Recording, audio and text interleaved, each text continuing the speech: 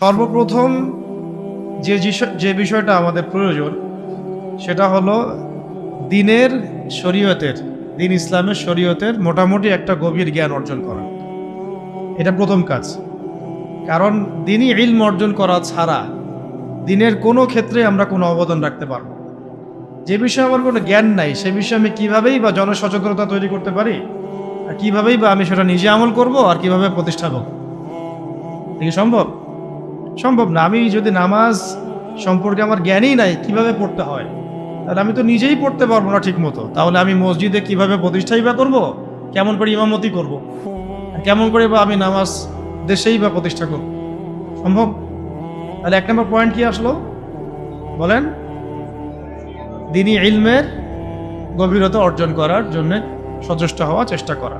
এর মানে এই না সবাইকে মুফতি হতে হবে, সবাইকেই মুহাদ্দিস হতে হবে, সবাইকেই ফকিহ হতে হবে। এটা জরুরিও না এবং সম্ভবও না। এটা কি না? জরুরিও না এবং আসলে সম্ভবও না। নির্দিষ্ট একটা শ্রেণীর মানুষ ফকিহ হন, নির্দিষ্ট একটা শ্রেণীর মানুষ মুহাদ্দিস হন, মুফতি হন, কিন্তু আমভাবে শরীয়তের যে ফরজিয়াতের জ্ঞান, এটা আমাদের সবাইকে অর্জন করতে হবে। তলাবুল ইলমি ফরিদাতুন আলা কুল্লি মুসলিম, এটা হলো ব্যাখ্যা। এই পয়েন্টগুলো একটু লিখে নেবেন, বা যখন আমরা ইনশাআল্লাহ এটা প্রচার করব তখন যেন লিখিত আকারেও থাকে বিষয়। 1 নম্বর পয়েন্ট হবে কি, কিভাবে আমরা খেলাফা কায়েম করব? প্রথম কাজ শরীয়তের জ্ঞান অর্জনে সচেষ্ট হওয়া, ঠিক আছে? দ্বিতীয়টা হচ্ছে ওই জ্ঞান অনুযায়ী নিজে আগে আমল করা, ইলম অনুযায়ী নিজে আমল করা। এমন কেউ খলিফা হতে পারবেই না যে নিজে ইসলামের এই ফরজিয়াত, ওয়াজিব, সুন্নাত এগুলো আমল করে না। সে কি খলিফা হতে পারবে? ইসলামে যারা খলিফা, বরেণ্য খলিফা আবু বকর রাদিয়াল্লাহু আনহু, ওমর, ওসমান, আলী, তাদের আমল আর আমাদের তাদের এক রাতের আমল আর আমাদের সারা জীবনের আমল কখনো এক হবে? বলেন। সাহাবায়ে কেরাম রাদিয়াল্লাহু আনহুম আজমাইন যুদ্ধের মাঠেও মিসওয়াক করা ছাড়তেন না। জিহাদের কাতারে দাঁড়িয়েও কি করতেন না? মিসওয়াক করা ছাড়তেন না। আর আমরা কি করি? আমরা কিছু করলে তার সাথে আবার হারাম কিছু গান লাগায় দিচ্ছি আর কি, মানুষ গানটাও শুনে ফেলতেছে। সাহাবায়ে কেরাম রাদিয়াল্লাহু আনহুম জিহাদের মাঠেও মিসওয়াক ছাড়তেন না। তাহলে ইলমের সাথে সাথে আমলটা খুব জরুরি বিষয়। আমল না থাকলে ওই তাসকিয়া আসবে না। তাসকিয়া না আসলে তার মধ্যে পরকালীন চেতনাটা অত গাঢ় থাকবে না, এবং আত্মশুদ্ধি ছাড়া কোনো ব্যক্তিকে দিয়ে সমাজ সংস্কার সম্ভব নয়। নবী সাল্লাল্লাহু আলাইহি ওয়াসাল্লামের এই যে এত সাফল্য, তার পিছনে দেখেন অন্যতম একটা কারণ কি, তিনি সবার আগে আমল করে দেখাতেন। আমাদের নবীজি এমন মানুষ ছিলেন না যে আমল করতে খালি বলতেন, বরং নিজে আগে ওটা করে দেখাতেন। কথা ঠিক কিনা? নিজে আমল করে দেখাতেন, বরং অন্যদের চেয়ে বেশি করতেন। তিনি প্রত্যেক রাতে তাহাজ্জুদ পড়তেন। আমাদের উপর প্রত্যেক রাতে তাহাজ্জুদ পড়া ফরজ না, তার উপরে কি ছিল? ফরজ। টানা রোজা রাখতেন, বলতেন যে তোমরা এত টানা রাখতে পারবে না, আল্লাহ পাক আমাকে ঘুমন্ত অবস্থায় খাওয়ান, ঘুমন্ত অবস্থায় পান করান। সুবহানাল্লাহ। তো তিনি আরো বেশি করে দেখাতেন। মানে বোঝাতে যাচ্ছি যে আমলহীন ইলমেরও কোনো মূল্য পাওয়া যাচ্ছে না।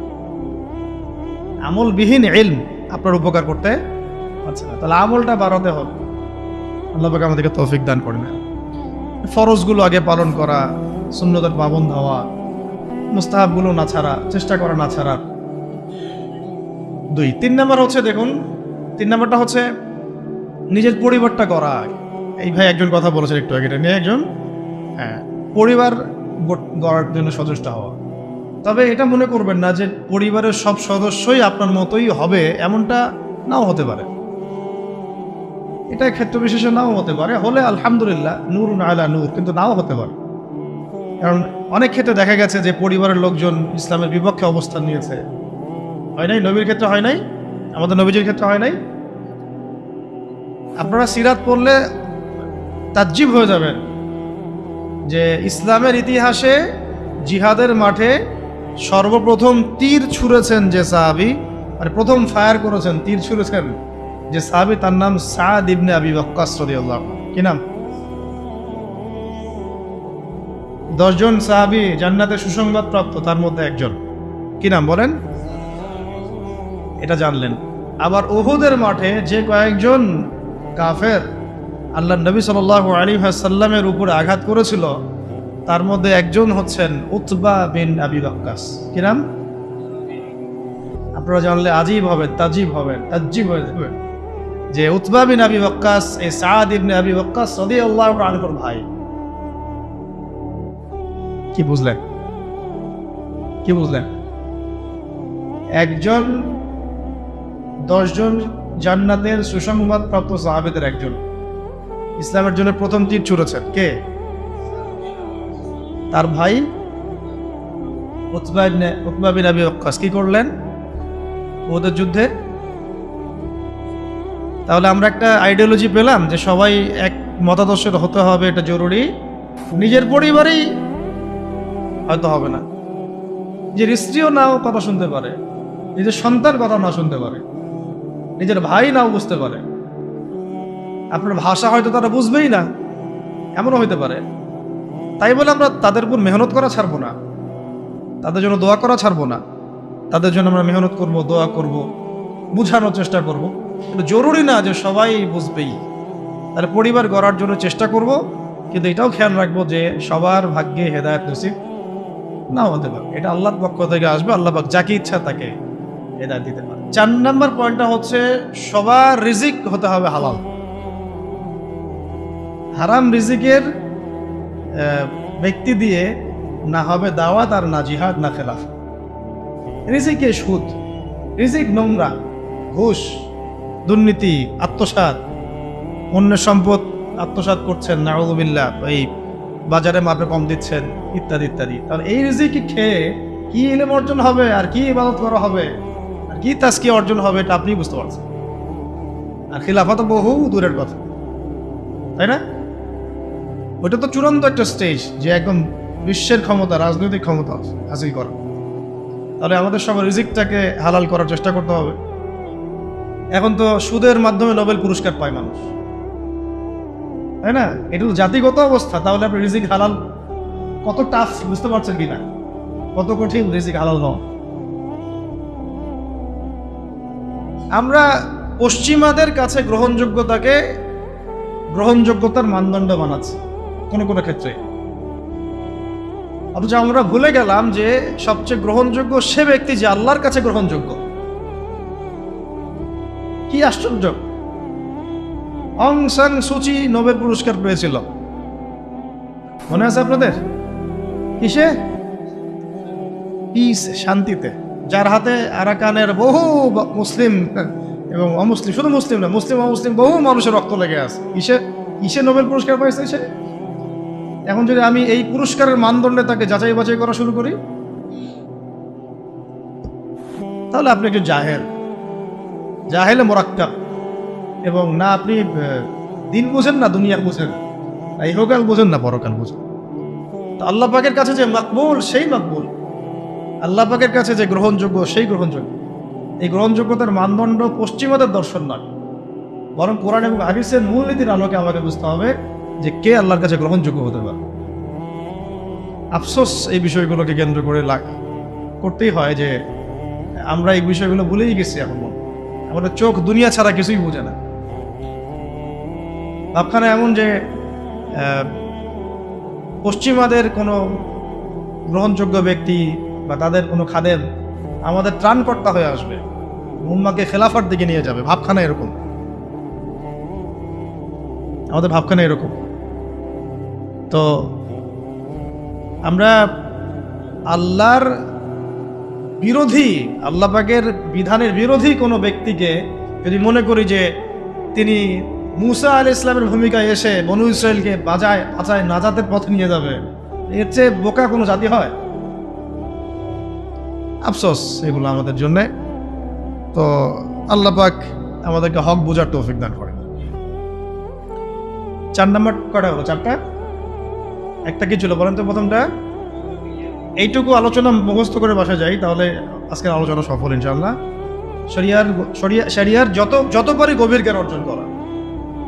এবং সবাই তো ফকিহ, মুহাদ্দিস, মুফতি হতে পারবো না, কিন্তু একটা মানে ফরজিয়াতের জ্ঞানটা সবাইকে অর্জন করতে, এটা ফরজ, এবং আমাদের পরিবারের সদস্যদেরকেও শেখাতে হবে। 2 নম্বর হচ্ছিল আমলটা বাড়ানো, ইলম অনুযায়ী আমলটা বাড়ানো। 3 নম্বরটা ছিল আমার পরিবারটাকে আগে গড়ে তোলার চেষ্টা করা। পরিবার না গড়ে উঠলে যে আমি বাইরে আবার দাওয়াতের কাজ করতে পারবো না বা খেলাফা মুভমেন্ট করতে পারবো না, বিষয়টা এমনও না। আমাদের এটাও চলবে, এই মেহনতও চলবে, আবার আমরা বাইরের মেহনতও করবো ইনশাআল্লাহ। 4 নম্বর হচ্ছে রিজিক হারাম যেন নিজের রক্তে না ঢোকে, এটা খুবই সতর্কতার সাথে চলা, না হলে হারাম খোরদেরকে দিয়ে খেলাফা কায়েম হয় না, কখনোই হয়নি, হবেও বলে লাভ নাই।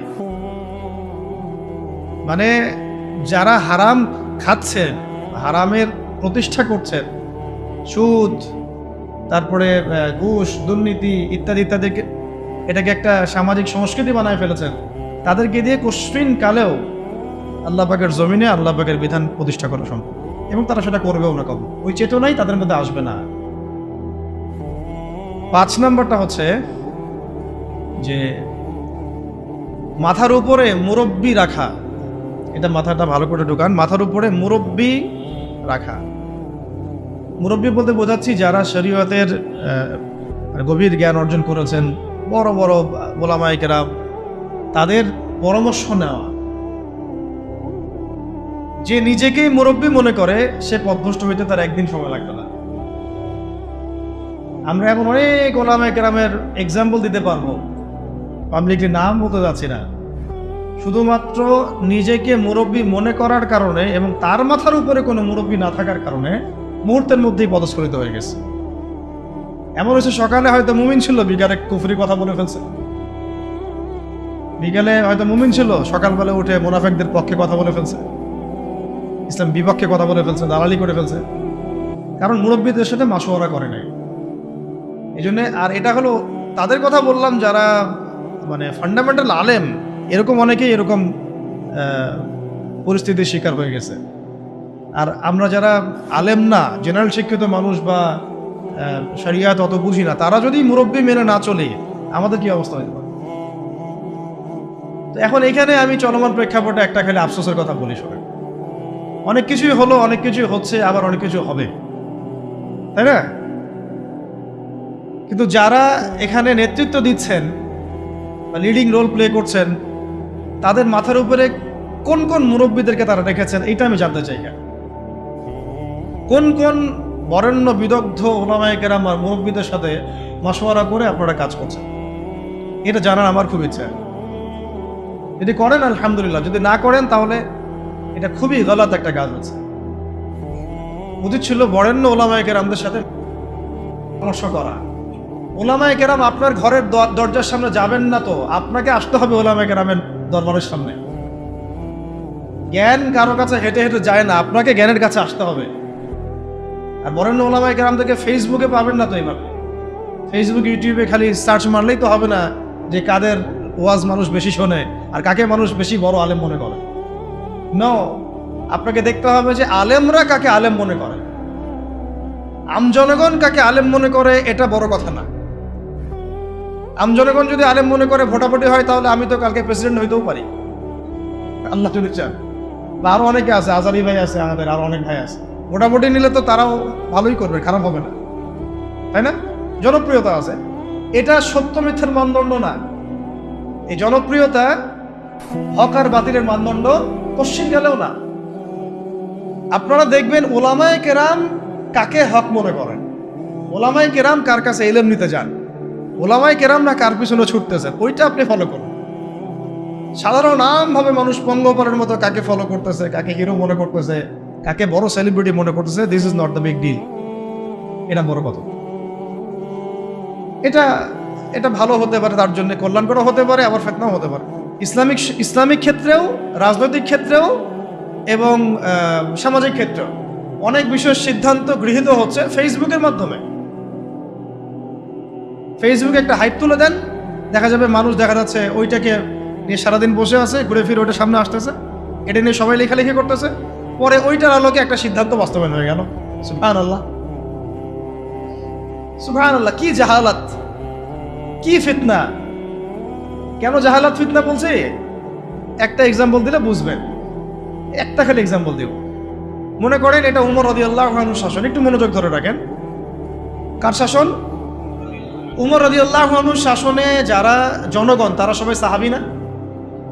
তারা আল্লাহর রাসূলকে দেখেছেন না? এই দীর্ঘ সময় রাসূলের সহবত ছিলেন না? ওই জামানার একজন ব্যক্তি কি এখনকার সব মানুষের চেয়ে উত্তম না? বুঝলেন কথা?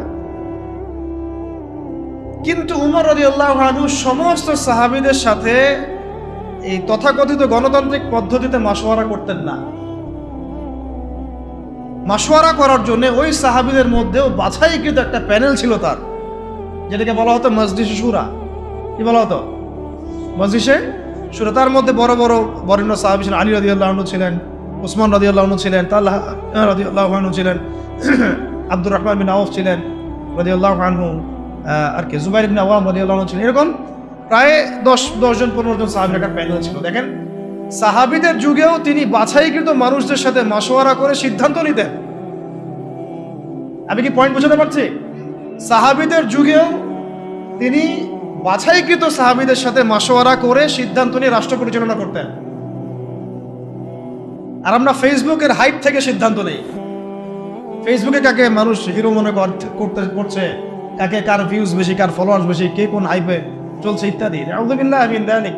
এই হাইপের খপ্পরে পড়লে সবসময় সিদ্ধান্ত সঠিক হবে না, বেশিরভাগ ক্ষেত্রে ভুলও হইতে পারে। অমুক ইসলামিক সংগঠনের আমির কে হবে এটার ফয়সালা হচ্ছে ফেসবুকে। আর ফেসবুক তো ইউজ করতেছে সবাই, মানুষ, জিন, ইনসান, গরু, ছাগল, হাঁস, মুরগি সবগুলো। যেদিন বুঝে না যে আলেম না, যে কোরআন পড়তে পারে যে পারে না, সবাই ইউজ করতেছে, সবাই মতামত দিচ্ছে। আর সবার মতামত সামনে যখন আসতেছে একটা বিশৃঙ্খল অবস্থা।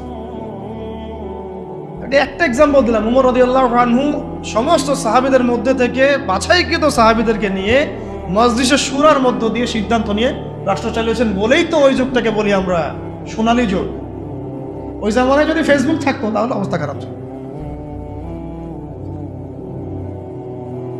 সলফে সালেহিনদের যুগে এই ফিতনাটা আসে নাই বলে তাদের চরিত্র আল্লাহ পাক হেফাজত করেছে। এখনকার যুগে যদি আবু হানিফা রাহিমাহুল্লাহ বয়ান করা শুরু করে, তার বয়ানের যে কত ভুল মানুষ ধরা শুরু করবে আল্লাহই ভালো জানেন ফেসবুকে। যাই হোক, ওইটা আলাদা ইস্যু, আমি ওইদিকে আর গভীর করছি না। আমি বলতে চাচ্ছিলাম যে মাথার উপরে কি রাখা ভাই? বরেণ্য ওলামায়ে কেরামদের মুরব্বীদের একটা প্যানেল রাখা, অন্তত 5 জন 10 জন, যতজন পারেন আপনি, অন্তত একজন বলবো আমি, অন্তত কয়জন? অন্তত একজন আপনার শায়েখ থাকা উচিত, মুহাক্কিক, হকপন্থী, আলেম শায়েখ থাকা উচিত। এবং তাদেরকে আপনি ফেসবুকে খুঁজে পাবেন জরুরি না, কারণ বরেণ্য ওলামায়ে কেরামদের আমি দেখেছি তাদের 99%ই ফেসবুক ইউজ করে না। তার মানে কি বাংলাদেশে কোনো আলেম নাই?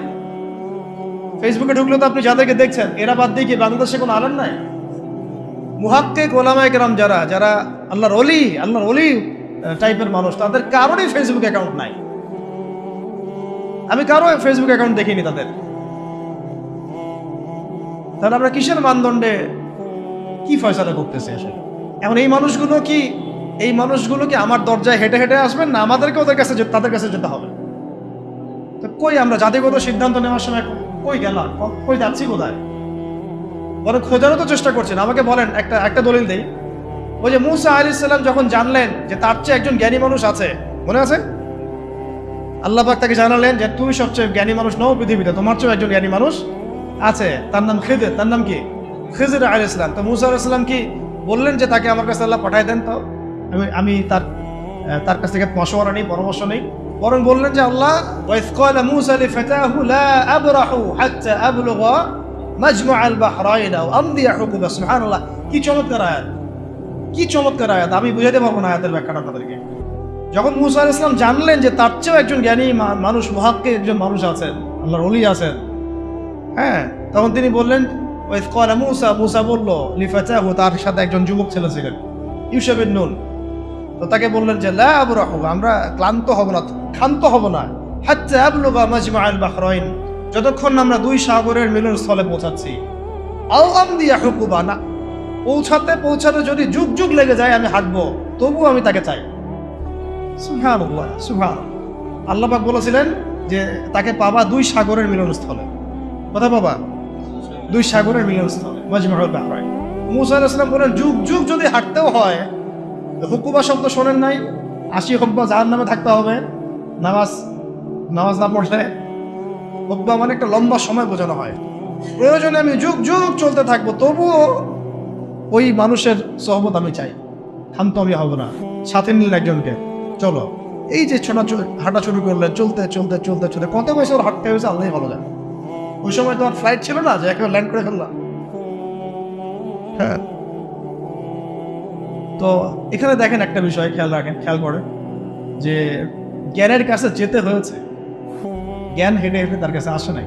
তাই আমাদের এই খিলাফা কনসেপ্টের জন্য অবশ্যই বরেণ্য ওলামায়ে কেরামদের সহবত এবং মাথার উপরে এই মুরব্বীদের পরামর্শ মশওয়ারাও লাগবে। নিজেকে যদি মুরব্বী মনে করা শুরু করি তখন পদস্খলন হতে সময় লাগবে না। আমাদের অনেক বড় বড় ইসলামিক ব্যক্তিত্ব এবং সেলিব্রিটি এভাবে পদস্খলিত হয়ে গেছে অলরেডি, শুধু মুরব্বীদের সহবত না থাকার কারণে। নিজেকে মুরব্বী মনে করার কারণে যে আমি মুরব্বী, আমার কোনো সহবতের দরকার নেই। অথচ প্রত্যেক বরেণ্য মুরব্বীও আমরা যাদেরকে চিনি তারাও মাথার উপরে মুরব্বী রেখে চলেন। সুবহান, তাদেরও মুরব্বী আছে। এটা সিলসিলা, একটা সিলসিলা, সিনাই সিনাই সিনাই সিনাই, এটা চলে আসতেছে একদম সাহাবীদের যুগ থেকে, রাসূলের যুগ থেকে। তাই 5 নম্বর পয়েন্টটা হচ্ছে আমাদেরকে কি করতে হবে ভাই? ওলামায়ে কেরামের সহবত লাগবে এবং মাথার উপর মুরব্বী রাখতে হবে। কমপক্ষে কয়জন? কমপক্ষে একজনের। এটা আপনি সিলেক্ট করবেন কিভাবে? ফেসবুক থেকে দেখবেন ওলামায়ে কেরামগণ কাকে বড় মুহাক্কিক আলেম মনে করেন, এইভাবে সিলেক্ট করবেন, না খুঁজে বের করবেন। এবং তাদের সংখ্যা 1 জন হতে পারে, 10 জন হতে পারে, 100 জন হতে পারে, হতে পারে। আমাদের মাশওয়ারার এই সুন্নতটাকে চালু করতে হবে। কয়টা হলো? 5টা। আচ্ছা, 6 নম্বরটা হচ্ছে যে আমাদের সবাইকে সিরাতুন নবী সাল্লাল্লাহু আলাইহি ওয়াসাল্লাম পড়তে হবে। কি পড়তে হবে ভাই? এক ভাই বলেছিলেন ওই কথাটা মাঝখানে, যে খেলাফা প্রতিষ্ঠা করা কি একটা ইবাদত নাকি দুনিয়াবি কাজ? বলেন তো, বলেন। আর ইবাদত যদি হয় তাহলে এর তরিকা কার কাছ থেকে নিতে হবে? রাসূলুল্লাহ সাল্লাল্লাহু আলাইহি ওয়াসাল্লামের সুন্নাত থেকে, সিরাত থেকে। তাহলে আমরা যদি সিরাতের চর্চা না করি, সিরাত না পড়ি, না বুঝি, তাহলে আমরা এই খেলাফা প্রতিষ্ঠার পথে গেলেও ভুল করে ফেলতে পারি। নবীর তরিকা বাদ দিয়ে অন্য তরিকা কি আমল কবুল হবে? মনে হয় আপনাদের সাফল্য আসবে না। আচ্ছা, এটা মাথায় রাখেন। 7 নম্বর হচ্ছে, এটাও বলেছেন এক ভাই, যে আমাদের সবাইকে ঐক্যবদ্ধভাবে সিদ্ধান্ত নিয়ে একজনকে আমির নিযুক্ত করতে হবে। কি করতে হবে? আমির তো নিজে বলবে না যে ভাই আমি আসো তোমরা আমার দলে, সে বলবে। যারা বুঝবান তাদের উচিত হবে উদ্যোগ নিয়ে খিলাফা প্রতিষ্ঠার সংগ্রাম এবং এই মুভমেন্টে কোনো একজন ভাইকে বা কোনো একজন আলেমকে, কোনো একজন বরেণ্য ব্যক্তিত্বকে আমির হিসেবে নির্ধারণ করা। এই কাজটা কাদের দায়িত্ব? তাহলে এটা আপনাদের দায়িত্ব। ওলামায়ে কেরামদের সাথে বসা, তাদের সাথে মশওয়ারা করা, কাকে করা যায় এটা নিয়ে একটা মুভমেন্ট করা, এটা আপনাদের দায়িত্ব। নেতা ছাড়া কোনো যুদ্ধ হয়? নেতা ছাড়া কোনো মুভমেন্ট হয়? আর সবাই যদি নিজেকে নেতা মনে করা শুরু করে তাহলে হবে? আর নেতা কয়জন হবে? 10 জন, 20 জন, না একজন? একটা মুভমেন্ট তখন সফল হবে যখন সেখানে একজন বরেণ্য, আল্লাহর কাছে কবুল একজন বান্দা, যিনি দায়িত্ব চেয়ে নিচ্ছেন না, চাচ্ছেন না যে আমাকে আমির করো, আমাকে আমির করো, বরং মানুষ বুঝে শুনে তাকে আমির করছে। এরকম কোনো মানুষ যখন বিচক্ষণ, বিদগ্ধ একজন আমির থাকবে মাথার উপরে, তখন এই মুভমেন্টটা সফল হবে। এটা হলো আমাদের কাজ। তাহলে আমির একটা বড় বিষয়, কারণ দেখুন সাহাবীরা একজন নেতার অধীনে নেতৃত্বে চলেছে, তাই না? সাহাবীর যুগের পরে আবু বকর রাদিয়াল্লাহু আনহুর সময় কে আমির ছিল? একজন। কয়জন? নাকি উমর রাদিয়াল্লাহু আনহু আমির, বাকিরা কি সবাই আমির? সবাই কি আলাদা আলাদা আমির? একজন আমির ছিলেন, তিনি আবু বকর রাদিয়াল্লাহু আনহু। তারপরে উমর রাদিয়াল্লাহু আনহুর সময় কি একজন আমির না 10 জন আমির? উসমান রাদিয়াল্লাহু আনহুর সময়, আলী ইবনে আবি তালিবের সময় একজন। কিন্তু আমি একটা এক্সাম্পল দিয়ে বুঝালাম যে আমির যখন একজন থাকে তখন সমাজের শৃঙ্খলা বজায়। 10 জন ইমারতের দায়িত্ব যদি দাবি করে আমিও আমির, তুমি অমুক আমির, তুমি তমুক আমির, তাহলে বিশৃঙ্খলা সৃষ্টি হবে, তখন খিলাফা মুভমেন্টটা পড়ে যায়। 7, 8 নম্বর হচ্ছে আমিরের হাতে বায়াত জরুরি। কি জরুরি? আমিরের হাতে হাত রেখে বায়াত নেওয়া জরুরি, শরিয়াতের, তাজকিয়ার এবং জিহাদের এবং খেলাফা। বায়াতবিহীন কোনো ইমারত দাঁড়াতে পারবে না। কেন? কারণ যখন আমরা যখন বরেণ্য ওস্তাদদের কাছে, মুরব্বীদের কাছে বায়াত করি, তখন কোনো ব্যবসা শুরু করার আগেও তার সাথে পরামর্শ করি যে আমি এটা করতে যাচ্ছি, ওস্তাদ কেমন হবে, ভালো না মিস, বা আমি এটা শুরু করতে যাচ্ছি, আপনার মশওয়ারা যাচ্ছি, এই পরিস্থিতিতে আমাদের কি করা উচিত, একটু মশওয়ারা যাচ্ছি। প্রত্যেকটা বিষয় তখন সে আমিরের উপর আমরা মশওয়ারা করেছিলেন। আর যখন আপনি বায়াতবিহীন, তখন আপনি যা ইচ্ছা তাই করতে পারেন, কারণ আপনি তো আনুগত্য করেননি আমার, বা আপনি তো সেই আমিরের আনুগত্য করেননি। তার কাছে আল্লাহ পাককে সাক্ষী রেখে তো আপনি তার হাতে হাত রেখে প্রতিশ্রুতি দেন নাই যে আমি আপনাদের সাথে আছি, আল্লাহর জন্য আমি আপনার এই মুভমেন্টে আছি এবং ইনশাআল্লাহ আমি এর জন্য আমার জানমাল ব্যয় করবো। আপনি তো কোনো প্রতিশ্রুতিই দেন নাই, তাহলে আপনার দ্বারা গাদ্দারি হবে না, এর কোনো নিশ্চয়তা আছে? কোনো নিশ্চয়তা আছে? এই সুন্নত উঠে গেছে সমাজ থেকে। এটা শুধু এক শ্রেণীর আমরা ওই যে পীর মুরিদি সিলসিলার মধ্যে রেখে দিয়েছে। এটা যে রাষ্ট্রীয়ভাবেও প্রযোজ্য ছিল, একটা আন্দোলনের ক্ষেত্রে প্রযোজ্য ছিল, একটা মুভমেন্টের ক্ষেত্রে প্রযোজ্য ছিল, জিহাদের ক্ষেত্রে প্রযোজ্য ছিল, এটা আমরা ভুলে গেছি। সাহাবীদের শোনেন, কোন সাহাবী নবীর কাছে বায়াত না করে মুসলিমই হতে পারে আর নাই। যে মুসলিম হয়েছেন হাতে হাত রেখে বায়াত করেছেন, করেন নাই ইসলামের বায়াত। তারপরে যখনই নবী সাল্লাল্লাহু আলাইহি ওয়াসাল্লাম কাউকে কোনো সারিয়া অভিযানে পাঠিয়েছেন বা কোনো গাজওয়ায় পাঠিয়েছেন বা উনি নিজেও গিয়েছেন, তখন সবার আগে জিহাদের বায়াত হয়েছে। এমনকি ওই হুদায়বিয়ার সন্ধির সময়ও যখন খবর ছড়িয়ে পড়লো ওসমান রাদিয়াল্লাহু আনহুকে হত্যা করা হয়েছে, ওইখানেও ওই গাছের নিচে বায়াত হয়েছে যে আমাদের হাতে অস্ত্র নাই, তাতে কি তবু ওসমানকে ছাড়াই নিয়ে আসবো, না হলে যুদ্ধ হবে। বায়াতবিহীন কোনো জিহাদ হয় না, মনে রাখবেন। বায়াতবিহীন কি হয় না? একা একা আপনি কিছুই করতে পারবেন না। একটা জামাআ, ইমারা, আমির, সামউ ওয়া তাআ এবং বায়আ ছাড়া মুভমেন্টগুলো হয় না। এই জন্যই ওই পর্যায়ে পর্যন্ত যেতে পারছি না আমরা। আর যারা দেখেন ওই পশ্চিমা শক্তির মোড়ল, নাম না হয় নাই বললাম, ওই রাষ্ট্রের নামও নিতে ইচ্ছা করে না আমার, তাদেরকে যে পিটিএ বের করছে খোরাসান থেকে, 20 বছর ধরে মাইট দিছে, তাদের মধ্যে এই সুন্নতগুলো ছিল। আমির ছিলেন, ইমারা ছিল, জামাআ ছিল, ঐক্য ছিল, বায়াত ছিল। এইটা আমাদের মধ্যে উঠে গেছে, এটা জরুরি। বায়াত কটা হতো? ওটা আমির লাগবে, বায়াত লাগবে এবং অনুসারী লাগবে। 9 নম্বর কি লাগবে? অনুসারী লাগবে। অনুসারীদের কর্তব্য হচ্ছে সামি'না আতা'না, সামি'না আতা'না, শুনলাম মানলাম, শুনলাম মানলাম।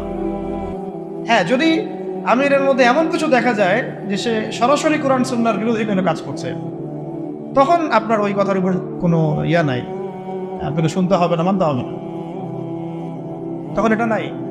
যেমন আবু বকর রাদিয়াল্লাহু আনহু যখন খলিফা হয়েছেন, আপনারা একটু এটা গুগলও সার্চ করলেও পাবেন, কিতাব না করলেও গুগলও পাবেন। যখন তিনি খলিফা হয়েছেন তখন জাতির উদ্দেশ্যে একটা ভাষণ দিয়েছেন। কত মিনিটের ভাষণ জানি? কত সেন্টেন্সের ভাষণ? 4 থেকে 5টা সেন্টেন্সের ভাষণ।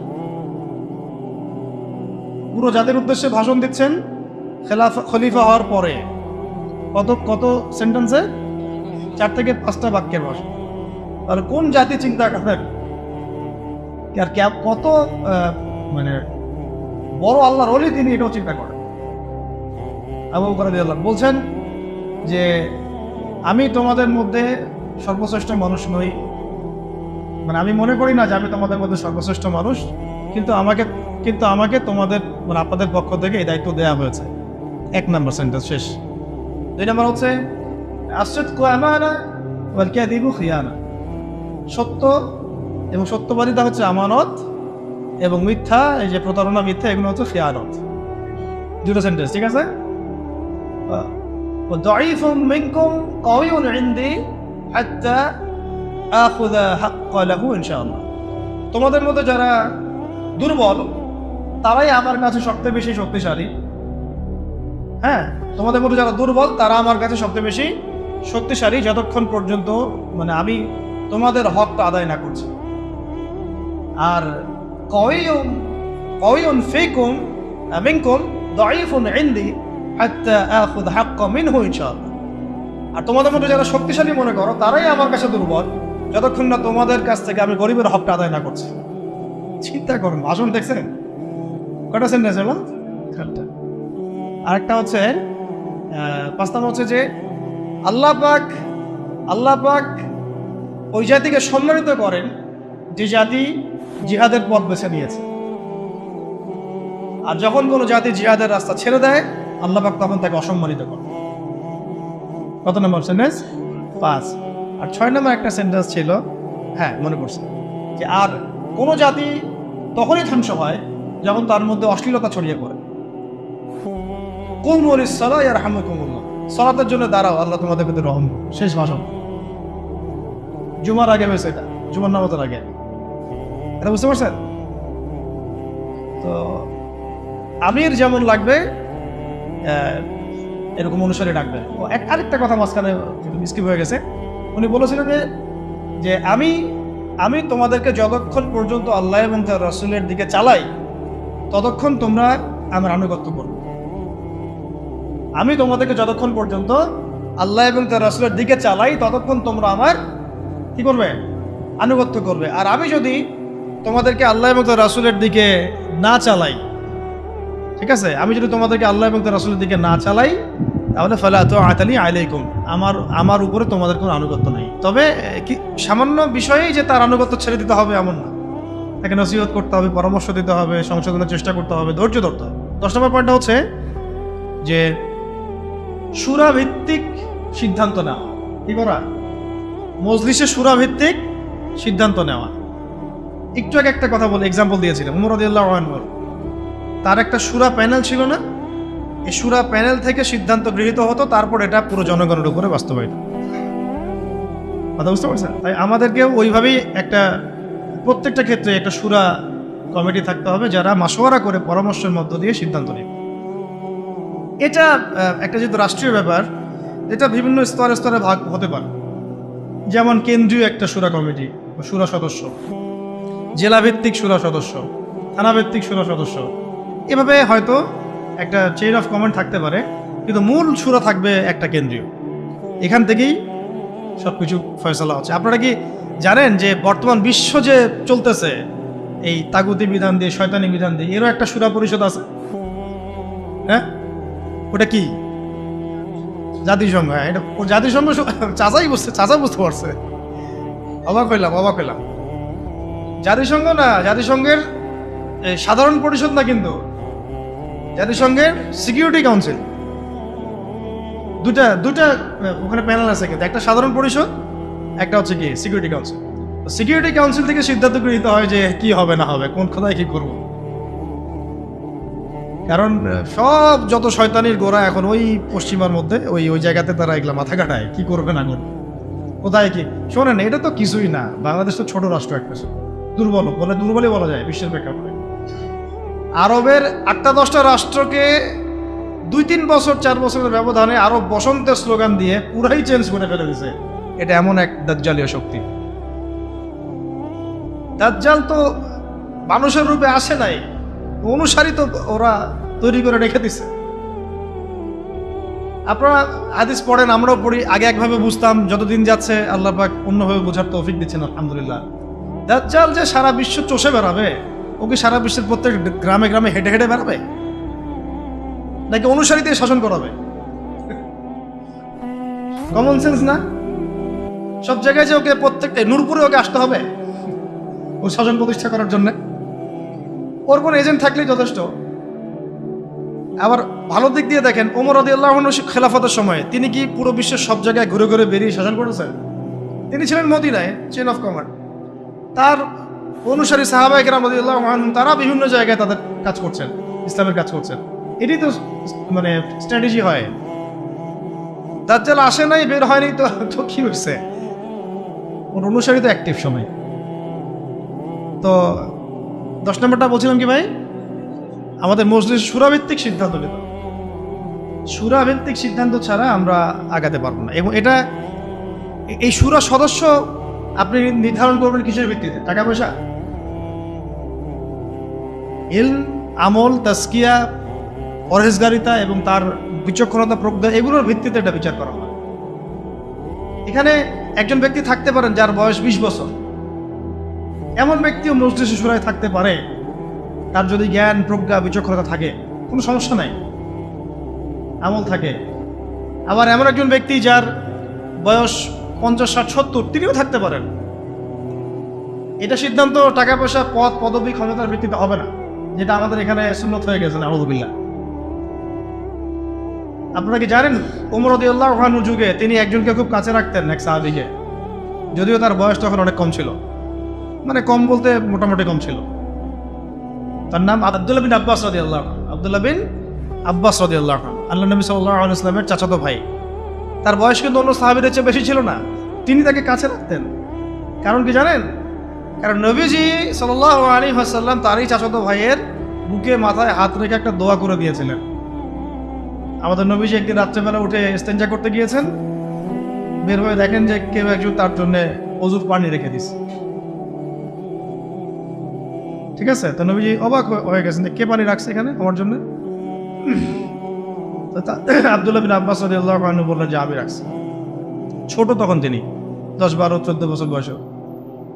কত বিচক্ষণ কেয়ারফুল দেখেন যে নবীজি ইস্তেঞ্জা গেছেন, আমি একটু খেদমত করে দিই, একটু পানি আগায় দিই। এই পানিটা পেয়ে নবী সাল্লাল্লাহু আলাইহি ওয়াসাল্লাম তাকে বুকে জড়ায় ধরে মাথায় হাত বুলায় দোয়া করছিলেন সাল্লাল্লাহু আলাইহি ওয়াসাল্লাম যে আল্লাহুম্মা ফাক্কিহহু ফিদ-দীন ওয়া আল্লিমহু তা'উইল। আল্লাহ আপনি তাকে দ্বীনের গভীর বুঝ দান করেন এবং তাকে এই যে কোরআনের এগুলোর ব্যাখ্যা বিশ্লেষণ করার তৌফিক দান। তিনি হয়েছেন পরবর্তীতে রাইসুল মুফাসসিরিন, সমস্ত মুফাসসিরদের সর্দার যাদেরকে বলা হয় তার মধ্যে একজন হচ্ছেন আব্দুল্লাহ বিন আব্বাস রাদিয়াল্লাহু।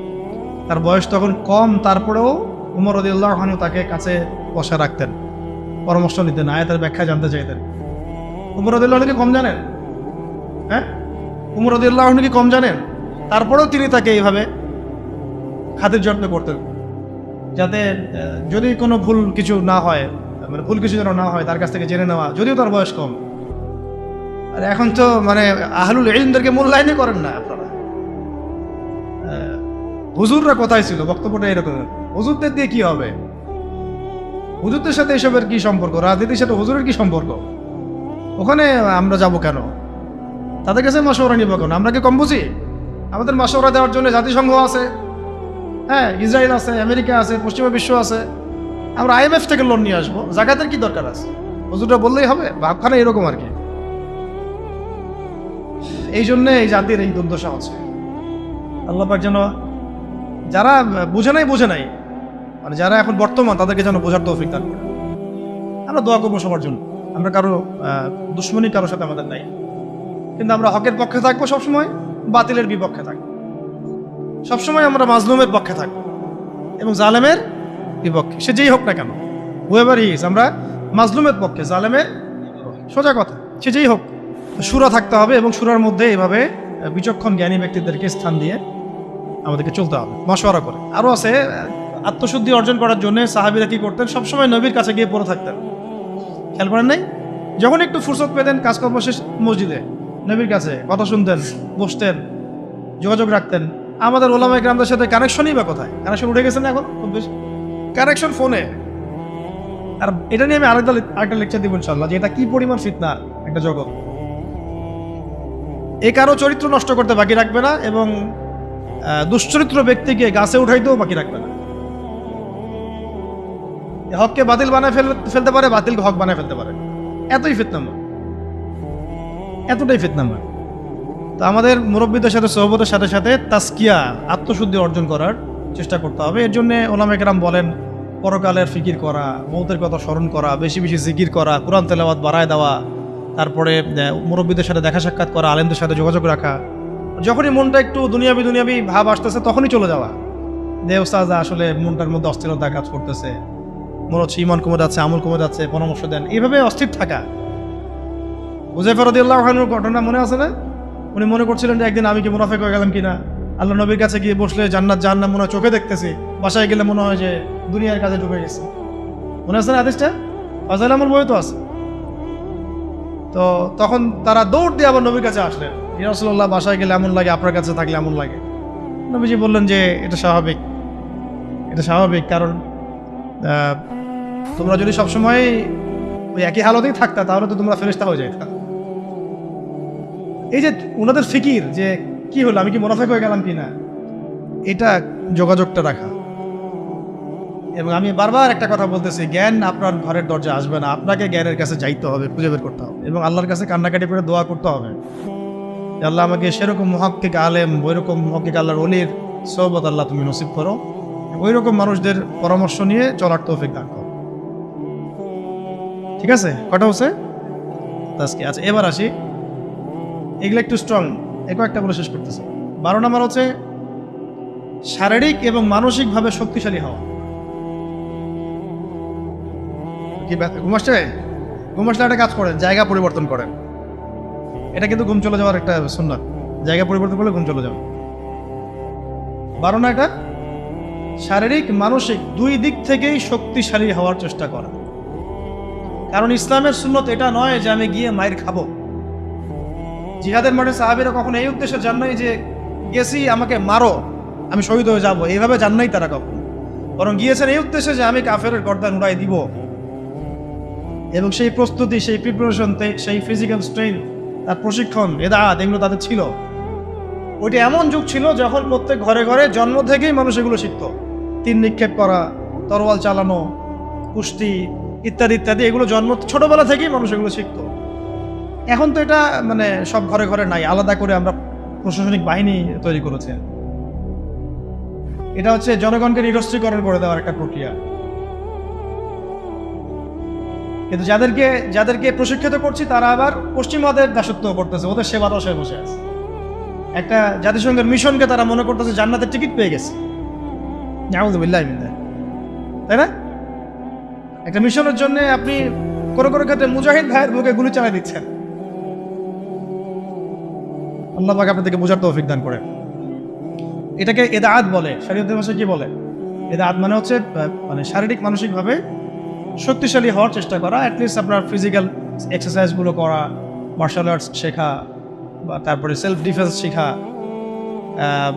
এখন তো আর ওই পরিবেশ নাই যে সবাই ওইসব অস্ত্র চালানো শিখতে পারবে, এটা তো সবার ক্ষেত্রে প্রযোজ্য হচ্ছে না। কিন্তু অ্যাটলিস্ট মেন্টালি এবং ফিজিক্যালি স্ট্রং থাকার চেষ্টা করো।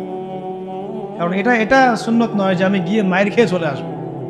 সাহাবেরা এই উদ্দেশ্যে জিহাদের মাঠে যান নাই, বরং গিয়েছেন কোন উদ্দেশ্যে? যে আমি মারবো, যদি আল্লাহ পাক আমার ওখানে শাহাদাত দিকে রাখেন তাহলে সেখানে আমার শাহাদাত হবে না। 313 জন নিয়ে যখন আমরা 1500 জনকে হারাচ্ছি, তার মানে কি বুঝতে পারতেছেন? তারা কি ফিজিক্যালি এবং সামরিক দিক থেকে দুর্বল ছিলেন? আলী রাদিয়াল্লাহু আনহু একাই তিনি 10-20 জনের জন্য যথেষ্ট ছিলেন। উমর ইবনে খাত্তাব একাই 10 জনের জন্য যথেষ্ট ছিলেন। হামজা রাদিয়াল্লাহু আনহু যেদিন শাহাদাত বরণ করেছেন উহুদের দিন, ওই দিনও তিনি এমনভাবে যুদ্ধ করেছেন যে তাকে হত্যা করেছিল ওই দিন, তার নাম ওয়াহশি। নাম কি মনে আছে? ওয়াহশি। তাকে চুক্তি করা হয়েছিল যে যদি তুমি শুধু দূর থেকে তাকে বল্লম নিক্ষেপ করে হত্যা করবে, এতটুকুই তোমার কাজ, তোমাকে মুক্ত করে দেওয়া হবে। আমরা বলবো রাদিয়াল্লাহু আনহু, কারণ তিনি পরবর্তী ইসলাম কবুল করেছিলেন। এবং এই ওয়াহশি রাদিয়াল্লাহু আনহুর হাতে আবার মুসাইলামা কাযযাব মারা গেছে। তারও অবদান এখানে, আল্লাহ পাক তাকে জীবনটা ঘুরাই দিয়েছেন। আল্লাহ পাক তাকদীরের মালিক, দেখেন কিভাবে আল্লাহ পাক জীবন ঘুরাই দেন। বলতে চাচ্ছি যে যেদিন হামজা রাদিয়াল্লাহু আনহুকে এইভাবে শাহাদাত বরণ করতে হয়েছে, শহীদ করা হয়েছে, ওই দিন ওয়াহশি নিজের মুখেই বলেছিল, সিরাতের মধ্যে আছে যে আমি অনেকবার চেষ্টা করছিলাম যে কোন দিক থেকে তাকে আক্রমণ করা যায়, কিন্তু তার সামনে যাওয়ার সাহস আমার হচ্ছিল না, কারণ সে সাদা জামা পরে উড়ন্ত বাস পাখির মতো যুদ্ধ করতেছে, সামনে কেউ যাইতে পারতেছিল না। হামজা রাদিয়াল্লাহু আনহু এত বড় বীর ছিলেন। পরবর্তীতে তিনি বলেন যে আমি পাথরের আড়ালে লুকিয়েছিলাম, পিছন দিক থেকে আমি তাকে দূর থেকে বর্ষা নিক্ষেপ করেছিলাম, যেটা তার নাভির নিচ দিয়ে এদিক দিয়ে বের হয়ে গেছিল। বর্ষা ঢুকে যাওয়ার পরেও ওয়াসিব বলছেন, পরেও তিনি ঘুরে আমাকে আক্রমণ করার জন্য চেষ্টা করছিলেন, কিন্তু তাকে সময় তার সাথে দেয় না, সময় তাকে সাথ দেয়, পড়ে গেছেন। তাই মানে যখন বর্ষা ঢুকে গেছে তখনও তিনি তরল উঁচু করে মারার জন্য চেষ্টা করেছিলেন, কিন্তু শেষ মুহূর্তে পারেন। এই ঘটনাটা নিজের মুখে ব্যাখ্যা করেছেন ওয়াহশি। যখন মক্কা বিজয় হয়ে গেছে না, তখন নবী সাল্লাল্লাহু আলাইহি ওয়াসাল্লাম সবাইকে মাফ করে দিয়েছেন, সবাই ইসলাম কবুল করতে আসছে, ওয়াহশিও আসছে। মানে বেলাল রাদিয়াল্লাহু আনহু তাকে ধরে নিয়ে আসছেন, আরে এখন ইসলাম কবুল করো, নাহলে তোমরা করতে পারবে, আর কেউ বাঁচাতে পারবে না তোমাকে। তখন আল্লাহ নবী তাকে জিজ্ঞাসা করেছেন যে কিভাবে হামজাকে হত্যা করেছিলে তুমি? তখন তিনি নিজের মুখে বিবৃতি দিয়েছেন। এটা শুনে নবী সাল্লাল্লাহু আলাইহি ওয়াসাল্লাম নবী হিসেবে বায়াত নিয়েছেন তার ইসলামের জন্য। কিন্তু আরেকটা স্টেটমেন্ট তিনি দিয়েছিলেন যে যদি তোমার চেহারাটাকে আমার সামন থেকে দূরে রাখতে পারো তাহলে সেটাই করো। এই কথাগুলো, এ ধরনের কোনো স্টেটমেন্ট যদি আমরা দিই অনলাইনে, মানুষ বলবে অহংকার হয়ে গেল, অহংকার প্রদর্শন করছে। এগুলো গায়রাত, এগুলো ব্যক্তিত্ব। ইসলামের বীর সেনা হামজাকে তুমি হত্যা করেছো, সে আমার চাচা ছিল, খুব মানে মহব্বতের চাচা, দুধ ভাই। কষ্ট পেয়েছেন তিনি এটা, তাই না? তার লাশকে চিড়ে ফেলা হয়েছে, কলিজা ছিঁড়ে খাওয়ার চেষ্টা করা হয়েছিল, পারে নাই। এটা আসলে তাকদীর। পরবর্তীতে আল্লাহ রাব্বুল আলামিন তাকে তৌফিক দিয়েছেন, তার হাতে আবার মুসাইলামা কাযযাব, মহামিথ্যাবাদী ভণ্ডনবী, তার মানে খালাস। একইভাবে তিনি মুসাইলামা কাযযাবকে হত্যা করেছেন, দূর থেকে পল্লম নিক্ষেপ করে একেবারে জান বাজি রেখে। তারপরে তিনি বলছেন একটা স্টেটমেন্টে যে আজকের পর থেকে আমি মুসলিম সমাজের মধ্যে হাঁটবো, কেউ আমাকে কাতিল হামজা বলবে না। আজকের পর থেকে আমি মুসলিম সমাজের মধ্যে হাঁটবো, কেউ আমাকে বলবে না যে হামজার কাতিল, বলবে সে হচ্ছে মুসাইলামা কাযযাবের কাতিল। ভাই দেখো, একটা কথা বলে ফেলি মাঝখানে, আমাদের সমাজে এই যে কাদিয়ানী মুভমেন্ট চলতেছে, এরাও এই যুগের মুসাইলামা কাযযাব। এরা কি এই যুগের মুসাইলামা কাযযাব? যদি আমরা দেখি যে ওরা এখন আবার ওদের মতবাদ প্রচারে স্বাধীনতা পাচ্ছে, আমরা এটা চরমভাবে প্রতিবাদ করবো ইনশাআল্লাহ। এবং উত্তরবঙ্গ জুড়ে এদের কার্যক্রম তো বেশি, আপনারা তো জানেন। এদেরকে যেখানে পাবেন সেখানে শায়েস্তা করবেন, জ্ঞান দিয়ে, জবান দিয়ে, আদর্শ দিয়ে, সব দিক দিয়ে। এদের সাথে কোনো ওঠা বসা চলাফেরা করবেন না, মুআমালাতি করবেন না, কোনো ব্যবসা বাণিজ্য করবেন না।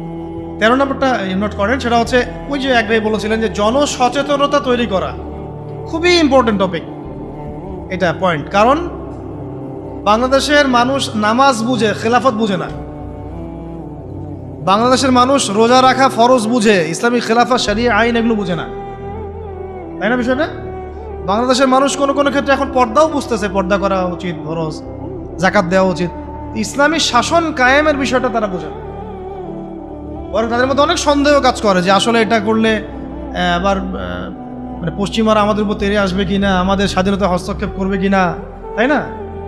এইটা তাইলে এই খিলাফার সুফল, উপকারিতা এবং এটা না থাকার কুফলটা জনগণের মাঝে প্রচার করা, ব্যাপকভাবে দাওয়াতের মধ্যে এটা নিয়ে আসা, এই শব্দগুলো ব্যবহার করা।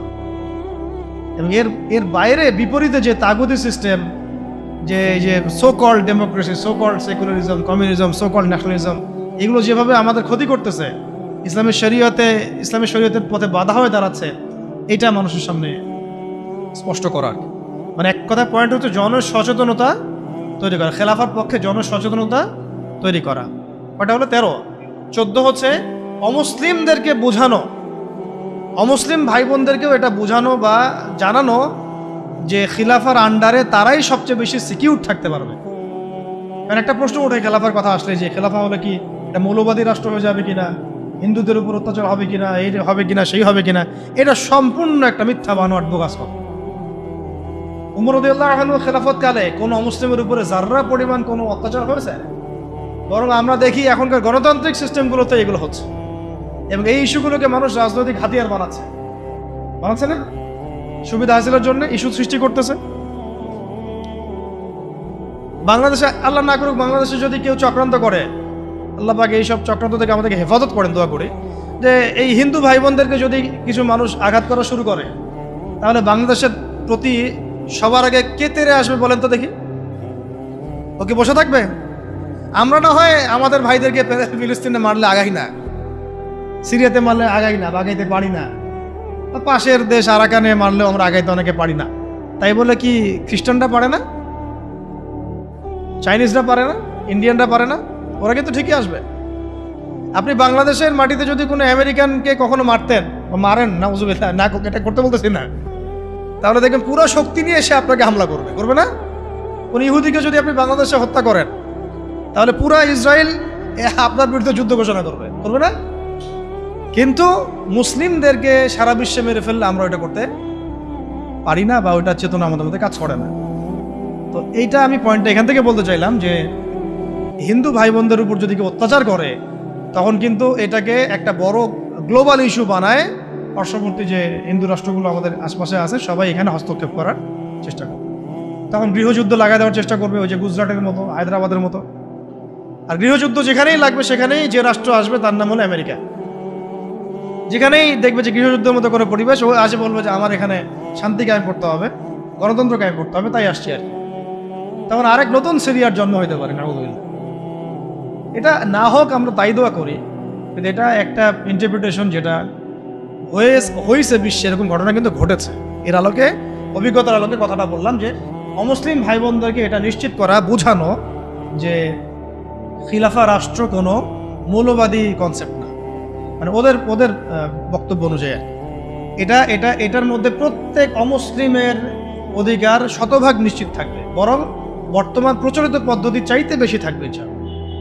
তারা তখন আমাদের জিম্মি, একজন জিম্মিকে হত্যা করলে সে জান্নাতের ঘ্রাণও পাবে না, এমন হাদিস আছে। তারা আমাদের জিম্মেদারিতে থাকবে, তারা আমাদের জিম্মি মানে কি, তারা আমাদের জিম্মেদারির মধ্যে থাকবে, ওদের জানমাল হেফাজত করা আমাদের দায়িত্ব তখন। তো হাদিসে আসছে কেউ যদি এমন কোনো জিম্মিকে হত্যা করে তাহলে সে তো জান্নাতে যাচ্ছে না, জান্নাতের ঘ্রাণও পাবে না।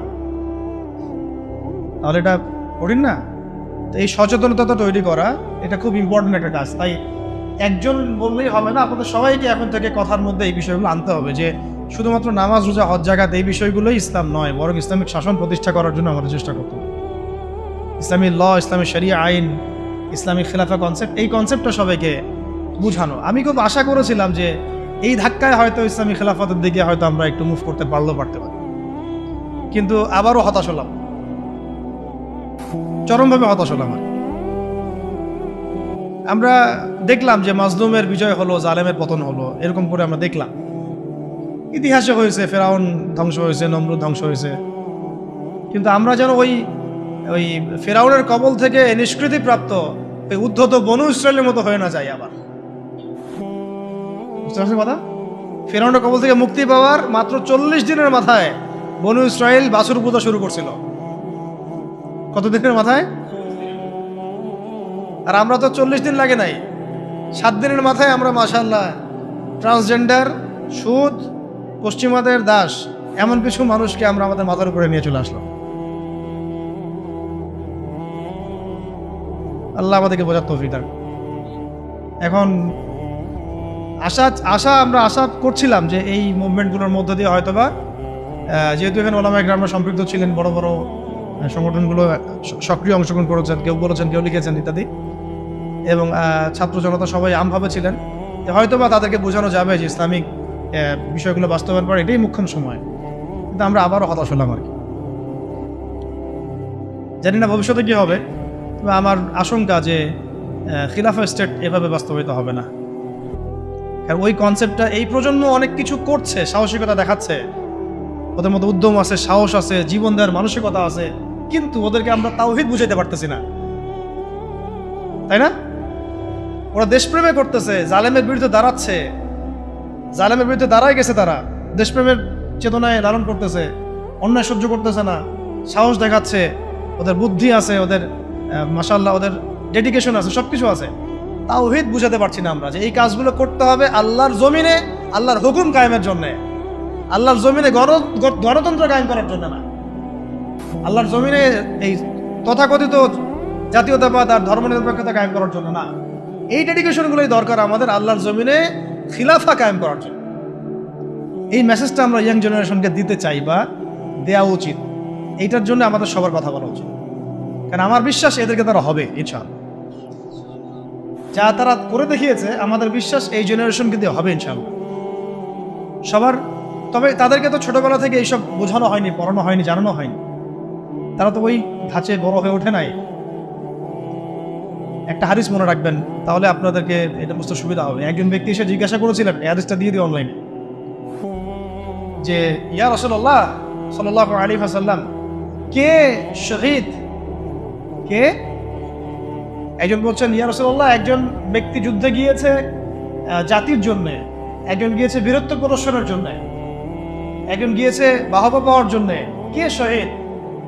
নবীজি বলছেন এক বাক্যে, মান কাতালা লিতাকুনা কালিমাতুল্লাহি হিয়াল উলিয়া ফাহুয়া ফি সাবিলিল্লাহ। যে ব্যক্তি শুধুমাত্র আল্লাহর জমিনে আল্লাহর কালিমার পতাকা সমুন্নত করার জন্য যুদ্ধে গিয়েছে, শহীদ হয়েছে, ওইটাই আল্লাহর রাস্তা, ওইটাই শহীদ। এটা শহীদের সবচেয়ে বড় স্তর। হ্যাঁ, অবশ্যই মাজলুম যারা জালেমের বিরুদ্ধে দাঁড়িয়েছে তারাও ইনশাআল্লাহ শহীদ, ইনশাআল্লাহ তারাও শাহাদাতের মর্যাদা পাবে ইনশাআল্লাহ। নবীজি হাদিসের মধ্যে এইভাবে বলেছেন, মান কাতালা লিতাকুনা কালিমাতুল্লাহি হিয়াল উলিয়া ফাহুয়া ফি সাবিলিল্লাহ। যে ব্যক্তি আল্লাহর জমিনে আল্লাহ পাকের পতাকাটা, মানে কি পতাকা বলতে এখানে কি বোঝাচ্ছে? শরিয়া, আল্লাহর দ্বীন, খেলাফা, এটা কায়েম করার জন্য জিহাদ করে, যুদ্ধ করে, অথবা শহীদ হয়, এটা হলো আল্লাহর রাস্তায়। অবশ্যই যে কোনো জালেমের বিরুদ্ধে দাঁড়িয়ে যদি শহীদ হয় সে শহীদ হবে। অত্যাচারী শাসকের সামনে দাঁড়িয়ে যদি হক কথা বলে, তাকে যদি হত্যা করে ফেলে সেও শহীদ হবে ইনশাআল্লাহ। অনেক স্তর আছে, এটা সর্বোচ্চ স্তর। সাহাবীরা কিন্তু এই চেতনাতেই যুদ্ধে গিয়েছেন। সাহাবীরা কি ভাষার জন্য যুদ্ধে গিয়েছিলেন? সাহাবীরা কি মানে কি বলবো, দুনিয়াবি কোনো স্বার্থে যুদ্ধে গিয়েছেন, জিহাদে গিয়েছেন? তারা শুধু আল্লাহর দ্বীন কায়েমের জন্য জিহাদে। অন্য কোনো স্বার্থ ছিল? এমনকি তাদেরকে এই স্বার্থও ছিল যে যুদ্ধে জয় হলে আমি গনিমত পাবো অনেক। হ্যাঁ, এই নিয়ে ছিল, যুদ্ধ জয় হলে আমি অনেক গনিমত পাবো, সম্পত্তি হবে, আমাকে সবাই বীর বলবে, ইত্যাদি ইত্যাদি। এরকম কোনো একটাই লক্ষ্য উদ্দেশ্য নিয়ে তারা ঝাঁপিয়ে পড়েছেন, সেটা হচ্ছে আল্লাহর জমিনে আল্লাহর তাওহীদ, লা ইলাহা ইল্লাল্লাহ, এই কালিমা যেন প্রতিষ্ঠিত হয়। আল্লাহর কালিমা প্রতিষ্ঠা হওয়া মানে আল্লাহ পাকের শাসন, আল্লাহ পাকের বিধান, খেলাফা, এটা যেন বাস্তবায়ন হয়ে যায়। মানে এক কথায়, আমার কথা এক কথা, জমিন আল্লাহর, হুকুম চলবে আল্লাহ, সহজ কথা শেষ। এই জমিন কার? আল্লাহর জমিন, বিধান চলবে কার? আল্লাহর। আল্লাহর জমিন, শাসন চলবে কার? এখানে শাসক হচ্ছে আল্লাহর প্রতিনিধি, শাসক জনগণের কাছে মুখাপেক্ষী না। এখানে শাসক কার প্রতিনিধি? আল্লাহর প্রতিনিধি। আল্লাহকে রাজি খুশি করার জন্য সে জনগণকে ভালো রাখবে, জনগণের কাছে বাহবা পাওয়ার আশায় না, যে আমি আপনাদের জন্য এটা এটা করতেছি, আপনারা আমাকে ভালো বলবেন, এই নিয়েতেও না, বরং আল্লাহ তুমি দেখো আমি তোমার দেওয়া দায়িত্ব পালন করছি। কেন ওমর রাদিয়াল্লাহু আনহু রাতের অন্ধকারে ঘুরে বেড়াতেন আর মানুষের দুঃখ দুর্দশা দেখতেন? কেন তিনি দেখলেন যে একটা চুলার মধ্যে এক মা রান্না করতেছেন, খাবার নাই, নিজে গিয়ে বাইতুল মাল থেকে নিজের কাঁধে করে নিয়ে এসে তিনি তাদেরকে দিলেন? কি উদ্দেশ্যে? ওই মায়ের কাছে কোনো বাহবা পাওয়ার উদ্দেশ্যে? ওই বাচ্চাদের কাছে কোনো বাহবা পাবেন এই উদ্দেশ্যে? ভালো বলবেন এই উদ্দেশ্যে? দুনিয়াবি কোনো স্বার্থে? কোশ্চিন কালেও না। শুধু এক আল্লাহকে খুশি করার জন্য এবং তার ভয়ে যে আমার আন্ডারে যদি কোনো ব্যক্তি জুলুমের শিকার হয় তাহলে তো আল্লাহ পাক আমাকে ধরতে পারে, আর আমি যদি তার এই দুঃখ দুর্দশা দূর করে দেই, আল্লাহ পাক আমার দুঃখ দূর করে দিবে, সন্তুষ্ট হবে। এখানে একটা মারাত্মক পয়েন্ট আছে যেটা আমরা মিস করতেছি। তরুণ ভাইদেরকে বলবো, নিয়াত ঠিক করে নাকি? আপনি কোন নিয়াতে এবং কি উদ্দেশ্যে লড়াই করছেন এবং সংগ্রাম করছেন? অবশ্যই জালেমের বিরুদ্ধে দাঁড়িয়ে যাওয়াটা অনেক বড় একটা সওয়াবের কাজ এবং এটা বিশাল মর্তবা, কিন্তু কাজ এখানে শেষ নয়। কাজ শেষ হবে কখন? যখন আল্লাহ পাকের জমিনে আমরা আল্লাহর খেলাফত বাস্তবায়ন করতে পারবো। আমার কথা কি বুঝতে পারতেছেন আপনারা? তাই আমরা এই সচেতনতা তৈরি করব এবং তরুণ ভাইদেরকে বোঝাবো, তাদের পর্যন্ত বার্তা পৌঁছানোর চেষ্টা করব। এরপর যদি তারা না বুঝে আবার ঘুরে ফিরে সেই পশ্চিমাদের ট্র্যাপে পড়ে যায়, তাহলে আফসোস করা ছাড়া আমাদের কিছুই করার নেই। তখন আল্লাহি, তখন এই হাজার হাজার শহীদের রক্তের সাথে গাদ্দারি হয়ে যাবে, হবে না? তখন আল্লাহি, আল্লাহর কসম, এই হাজার শহীদের সাথে গাদ্দারি হয়ে যাবে। তারা তো পশ্চিমাদের সেবা দাস হওয়ার জন্য রক্ত দেয় নাই। আমাদের ভাইরা যারা জীবন দিল কয়েকদিন আগে আপনারা দেখলেন, তারা কি পশ্চিমা কোনো গোষ্ঠীর দাস হওয়ার জন্য রক্ত দিয়েছে? তারা স্বাধীনতা চেয়েছে। স্বাধীনতা মানে কি? আমি বুক ফুলায় সিংহের মতো চলবো আমার দেশে এবং আল্লাহর পাকের ইবাদত করব, কেউ আমাকে কিছু বলবে না, অমুসলিমরা নিরাপদে থাকবে, আমরা ওদের কোনো ক্ষতি করবো না, এবং আমরা আল্লাহ পাকের জমিনে আল্লাহ পাকের বিধানগুলো বাস্তবায়ন করব, ওই আলোকে আমরা দেশ শাসন করবো। এটা উদ্দেশ্য না? এই উদ্দেশ্য যদি বাস্তবায়িত না হয় তাহলে আমরা তাদের সাথে অনেক বড় গাদ্দারি করে ফেলব। কোন মুখ নিয়ে আমরা তাদের সামনে কিয়ামতের মাঠে দাঁড়াবো এটাও ভাবতে হবে, আমাদের চিন্তা করতে হবে। সেদিন যখন দেখা হবে তাদের সাথে, তারা তো আমাদেরকে প্রশ্ন করবে যে আমরা তো রক্ত দিয়ে আসলাম, তোমরা আবার সুদী মহাজনকে কেন মাথার উপরে বসাইলে? আমরা তো এই জন্য রক্ত দেই নাই। আমরা তো আল্লাহ পাকের জমিন, আল্লাহ পাকের দাসত্বের জন্য রক্ত দিয়েছিলাম। গাদ্দারি করেন না শহীদ ভাইদের সাথে। আমি জানি মাসওয়ারা আপনারা ওলামায়ে কেরাম, বরেণ্য ওলামায়ে কেরামদের সাথে করছেন না, অন্য থিঙ্ক ট্যাঙ্ক আছে আপনাদের, কিন্তু আল্লাহ না করে দোয়া করে এমনটা যেন না হয়। আপনাদের প্রতিভা, সাহস, ধৈর্য এবং এই যে বীরত্ব, এটাকে যেন একটা স্বার্থান্বেষী মহল তাদের নিজস্ব এজেন্ডা বাস্তবায়নে ব্যবহার করতে না পারে, খেয়াল রাখবেন এই জিনিসটা। আল্লাহ পাক আপনাদেরকে বোঝার তৌফিক দান। তা আমাদের এই জিনিসটা খেয়াল রাখতে হবে যে আমাদের নিয়াতটা এটা থাকবে, অমুসলিমদেরকে বোঝানো যেন খেলাফার আন্ডারে তারাও শান্তি শৃঙ্খলার সাথে থাকতে পারবে, এটাতে কোনো সমস্যা নেই। বরং আপনারাই বলেন যে একটা এলাকায় খুব চুরি হচ্ছে মনে করেন, যদি জুমার দিন জুমার নামাজের পরে একটা চোরকে সামনে ধরে সব জনগণের সামনে হাতটা দিয়ে কেটে কবজি পর্যন্ত, চুরি তো নিশ্চয়ই বাড়বে আরো, নাকি? চুরি কি তখন বাড়বে সমাজে না কমবে? এই যে চুরি করলে যে চোরের হাত কাটতে হয়, বলেন তো আমাদের দেশের কত পার্সেন্ট মুসলিম এই আকীদাটা পোষণ করে? যারা এখন মানে আমাদের উপরে নিচে ডানে বামে আছে, তারাও কি মনে করে যে এটা একটা ইসলামী শরিয়া, এটা করা উচিত? বরং বেশিরভাগই মনে করে এটা তো একটা মৌলবাদী বিষয় হয়ে যাবে, পশ্চিমারা আবার আমাদেরকে তেড়ে আসবে ইত্যাদি ইত্যাদি, তাই না? বলবো যে এটা তো কি ফান্ডামেন্টাল রাষ্ট্র হয়ে গেছে। ওরা তো কখনোই চাইবে না একটা রাষ্ট্র খিলাফা কায়েম হোক, তারা চাবে মডারেট ইসলাম যেন প্রতিষ্ঠিত হয়। মডারেট ইসলাম মানে কি, যেটা পশ্চিমাদের স্বার্থ রক্ষা করবে আবার এদিকে নামাজ রোজাও করবে, পশ্চিমাদের স্বার্থ রক্ষা করবে আবার নামাজ রোজা হজ জাকাতও চালু থাকবে। এই ইসলাম তারা পছন্দ করে, এই ধরনের আলেমদেরকে তারা পছন্দ করে, এই ধরনের ইসলামিক সেলিব্রিটিকে তারা পছন্দ করে, ব্যক্তিদেরকে পছন্দ করে। আর আমরা যখনই বলবো যে না আমরা ওদের সেবা তো সব না, আল্লাহ পাকের জমিনে আল্লাহ পাকের শরিয়া বাস্তবায়ন করতে হবে খেলাফা, তখন আমাদেরকে এরা বলবে এরা পাহাড়ি মোল্লা। এরা কারা? আরে তোমরা তো সাক্ষী আছো, ওই পাহাড়ি মোল্লারা যখন রাষ্ট্র ক্ষমতায় গিয়েছে ওরা সিংহের মতো গেছে, পশ্চিমাদের সেবাদাস হয়ে যায় নাই, ওরা সিংহের মতোই ছিল, সিংহের মতোই যুদ্ধ করছে, সিংহের মতোই শাসন ক্ষমতাও পাইছে। ওদেরকে কারোর সাথে নেগোশিয়েট করতে হয় নাই যে আমাদেরকে একটা আলেম কোঠা দাও রাষ্ট্র চালাই, তুমি আমাকে কোঠা দাও আর কে? বরং ওলামায়ে কেরাম বা মুজাহিদ ভাইরা তারা সিদ্ধান্ত নেবে যে কারা থাকবে প্যানেলে, কারা থাকবে। তুমি সিদ্ধান্ত দেওয়ার পশ্চিমারা কে? সিদ্ধান্ত দেওয়ার পশ্চিমারা কে? আপনি লড়ছেন, স্বাধীন আপনি করছেন, সংগ্রাম আপনার, সিদ্ধান্ত ওরা দেওয়ার কে? এই জিনিসগুলো আমরা বুঝতে পারতেছি না। তো এই আমাদের জেনারেশনকে এটা জানানো বোঝানো যে ইসলামিক লস যেগুলো আছে, হাত কাটা, রজম, এই জিনার শাস্তি, চুরির শাস্তি, মদের শাস্তি, তারপরে যে ব্যভিচারের শাস্তি, ধর্ষণের শাস্তি, বা এই যে একজনকে হত্যা করে ফেললো নিরীহ মানুষ মাজলুম, তার কেসাস, হুদুদ কেসাস, এগুলো বোঝানো, শব্দগুলো পরিচিত করা দরকার। তাগুত, হুদুদ, কিসাস, শরিয়া, ইমারা, খেলাফা, শব্দগুলা কি করা দরকার? পরিচিত করা দরকার। মানুষ তো জানেই না শব্দগুলা, বুঝতেই পারতেছে না শব্দগুলা। এখন আমি একা বা 10 জন 20 জন মানুষ বললে কি সবাই জানবে? সবাইকে বলতে হবে, সবাইকে বলতে হবে কথা, এগুলো নিয়ে সবাইকে কথা বলতে হবে। হয়তোবা আগামীকালকে খেলাফত কায়েম হবে না, কিন্তু আপনারা আমরা যদি এই মেহনতটা চালু করে মানুষকে এই খেলাফার ফজিলত বুঝাতে পারি এবং এটা না থাকার কুফল বুঝাতে পারি, কে জানে 20 বছর পর হয়তো হবে ইনশাআল্লাহ। 15 বছর 16 বছরের একটা সিলসিলা 15 সেকেন্ডের মধ্যে চলে যায় নাই, 15 দিনের মধ্যে চলে যায় নাই, উঠে যায় নাই। এই তো কয়দিন আগে কি মনে হচ্ছিল আর এখন মানুষ কি মনে করতেছে, কি আকাশ আসমান জমিন পার্থক্য, কি ছিল আর কি হলো, এগুলো কার পরিকল্পনা? তাহলে আমরা হয়তো আগামীকাল খেলাফত কায়েম করতে হয়তো পারবেন না, নাও পারতে পারেন, ইল্লা মাশাআল্লাহ, কিন্তু এই বিষয়গুলো যখন মানুষ জানবে, আলোচনা হবে, চর্চিত হবে, একদিন না একদিন তো হবে ইনশাআল্লাহ। এটাই আমাদের কাজ, প্ল্যাটফর্ম তৈরি করা। তাহলে ইলমের সাথে আমল, তাজকিয়া, তারপরে ওলামায়ে কেরামদের সোহবত, মুরব্বি রাখা, মশওয়ারা করা, আমিন নির্ধারণ করা, তারপরে সুরাভিত্তিক পরামর্শ করা, হালাল খাওয়া, এদাত মানে ফিজিক্যালি ফিট থাকা, এবং সিরাতের চর্চা বলছি কেন, কারণ সিরাতের মধ্যেই সব কিছু লিখাই আছে কীভাবে আপনি করতে হবে, এবং ব্যাপক দাওয়াতি কাজ করা, সচেতনতা মানে দাওয়াতি কাজ করা, এবং দাওয়াতের সাথে সাথে জিহাদের প্রস্তুতি রাখা, এটা শেষ কথা। দাওয়াতের সাথে সাথে কি রাখা? জিহাদের প্রস্তুতি রাখা।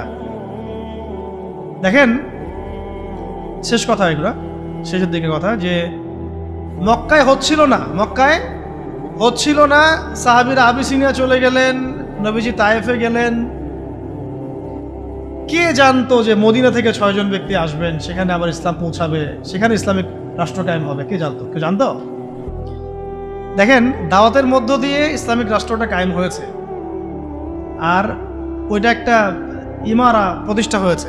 তারপরে দেখেন পুরো আরবের মধ্যে যে ইসলামিক খেলাফার রূপরেখাটা, এটা কিন্তু শুধু দাওয়াতের মাধ্যমে তখন হয়নি, সাথে সাথে জিহাদও লেগেছে। আল্লাহ নবী সাল্লাল্লাহু আলাইহি সাল্লাম মদিনার এই 9-10 বছরে কয়টা যুদ্ধ করেছেন আপনারা জানেন?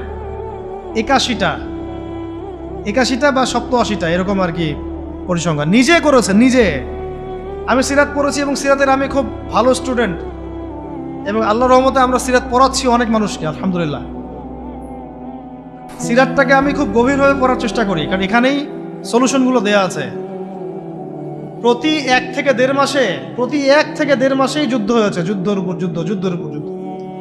9 বছর আপনি পড়েন মাদানী জীবন, 9 বছর প্রতি মাসে মাসেই যুদ্ধ হয়েছে, কমপক্ষে 80টা। এটাতে নবী সাল্লাল্লাহু আলাইহি ওয়াসাল্লাম নিজে উপস্থিত, সারিয়া গাজওয়া মিলে। আর সারিয়া হিসাব করলে আরো বেশি হবে, গাজওয়ার কথা বলছি। ওইটার প্রিপারেশন রাখা, তো এটা পরবর্তী স্টেপ। আগে স্টেপগুলো আমাদেরকে সাজিয়ে নিয়ে এই পুরো ছকটাকে মাথার মধ্যে রেখে এখন আমাদের মৌলিক কাজ হচ্ছে সবাইকে খিলাফা কনসেপ্টটা বোঝানো, সচেতনতা তৈরি করা, এর সুফলগুলো তুলে ধরা, এবং অমুসলিমদের যে ভীতি কিছু আছে, ইসলাম সম্পর্কে নেগেটিভ কিছু ধারণা আছে, এগুলোকে দূর করানো, এবং একটা জামা ফর্ম করে ফেলা। জামা মানে একটা প্ল্যাটফর্ম ফর্ম করা, যারা খিলাফা মুভমেন্ট নিয়ে সামনে কাজ করবে সব।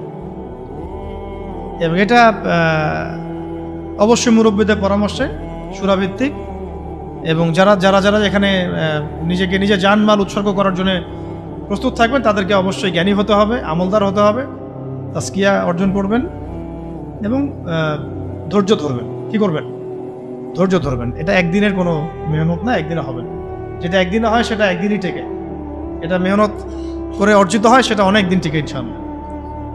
তো আমি মনে হয় যথেষ্ট বলেছি এই বিষয়টা।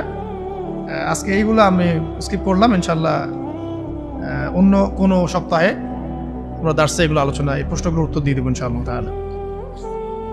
তো সর্বশেষ কথা হচ্ছে, আমরা আজকের আলোচনা যা শিখলাম, দ্বীনের ব্যাখ্যা, ইসলামের ব্যাখ্যা, ইসলামের রাজনৈতিক দর্শন, খিলাফা কনসেপ্ট, এর উপকারিতা, কিভাবে প্রতিষ্ঠা করব, রূপরেখা কেমন হবে, এগুলো নিয়ে কিছুটা আলোচনা করার প্রয়াস আজকে আমরা পেয়েছি। সব আলোচনা হয়তো আসে নাই, আরও একদিন আসবেও না, আরও সেশন লাগবে ইনশাআল্লাহ। ঠিক আছে? আল্লাহ পাক আমরা সবাইকে আল্লাহ পাকের জমিনে আল্লাহর দ্বীন প্রতিষ্ঠা করার তৌফিক দান করে। জমিন আল্লাহর শাসন চলবে, জমিন আল্লাহর বিধান চলবে, এই কনসেপ্টের নামই ইসলামী খিলাফা। সহজ কথা এটা, যে আল্লাহর জমিন শাসন চলবে আল্লাহর জমিন বিধান চলবে আল্লাহর। আমরা এখানে আল্লাহর প্রতিনিধি মাত্র, আমরা আল্লাহ পাকের খলিফা। খলিফার ফাংশনই হচ্ছে খিলাফা কায়েম করা। আর খিলাফা হচ্ছে ইসলামের রাজনৈতিক দর্শন। এর বাইরে যা আছে এগুলো সব কিছুই বাতিল। সাময়িক কিছু উপকারিতা দিতে পারে, কিন্তু এটা কখনোই মুসলিমদের স্বাধীনতা অর্জনের একমাত্র মাপকাঠি বা মানদণ্ড কখনোই হতে পারে না। আর এটাকে যারা স্বাধীনতা মনে করে, এরা দিনে দুপুরে জেগে জেগে স্বপ্ন দেখতেছে। আল্লাহ পাক এই খোরটা কাটায় দেন, আমিন।